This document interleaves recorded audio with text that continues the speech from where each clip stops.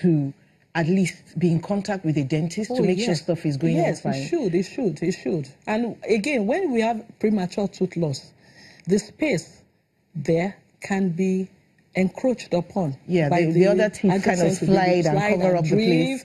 But so it needs to visit the dentist because they might be able to make, particularly the pediatric dentist, a space maintenance. Okay. Which to can keep actually it for the tooth, for the permanent one, okay, so that it will not have problems of malocclusion, malalignment. So it should visit a dentist.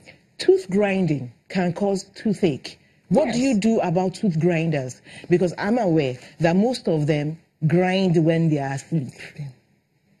And they are not even aware. They are not aware they are grinding. So what do you do for such people? Well, for someone to grind habitually, we might need to probe further. You know, sometimes there could be some psychosocial problems, stress, and so it might need we might need to invite sometimes maybe a psychologist to find out what is going on and if the stress can be reduced. However, if it goes on like that, they need to visit the dentist for us to assess, and then we can make mouth guards.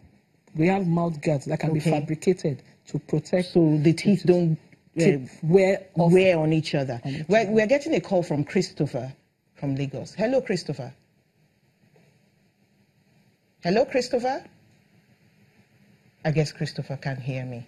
Anyway, let's go on with it. Tooth sensitivity. Now, I'm interested in tooth sensitivity because most people say you need a toothpaste, a special kind of toothpaste to take care of that.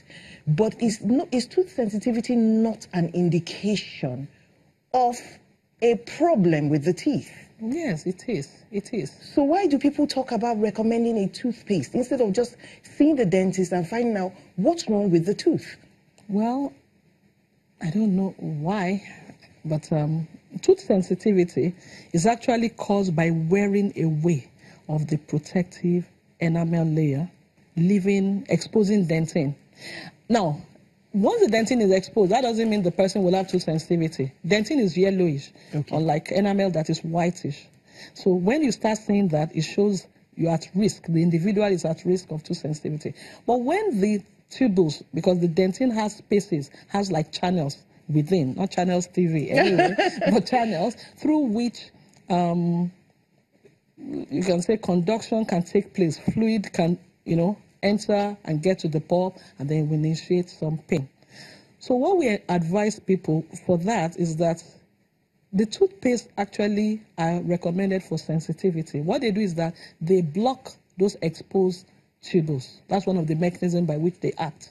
Which if an individual can use that for a while, it can help. But they need to still, first of all, visit and see a dentist who can now make a diagnosis. So that's just a temporary measure, using whatever it is to kill the pain. Yeah, because the habit, what's causing the sensitivity might go on. Because they might not even be aware of what was causing the sensitivity. So it's important to see the dentist. Now, can pain be caused by just taking sweet things, bitter things? I'm not talking about them resting in the teeth. I'm talking about if something is sweet, can somebody feel pain? Ordinarily, one should not. If the teeth are healthy, one shouldn't. But if there's tooth decay, which is caused by refined sugars and the bacteria in plaque, the bacteria sub-deposits together, and the cavities are formed, sometimes if people take sweet things, they get pain immediately. So should the rule of thumb be this?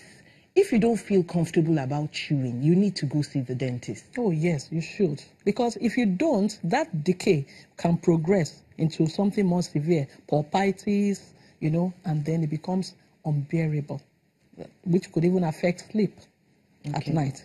So what we're saying is that we want to create a culture of preventive dental care, where you visit the dentist not just because you have toothache, but when even you don't have toothache. And we say twice in a year, every 6 months. So maybe if we can do that, we reduce the number of people who are without teeth by the age of 65. Yes. Dr. Emezudike, I cannot believe the time is over, but it is. We've got to go. Thank you so much for coming. Thanks for being with us there at home, and have a great day. Enjoy the rest of the day. I'm Mary Alale Yusuf.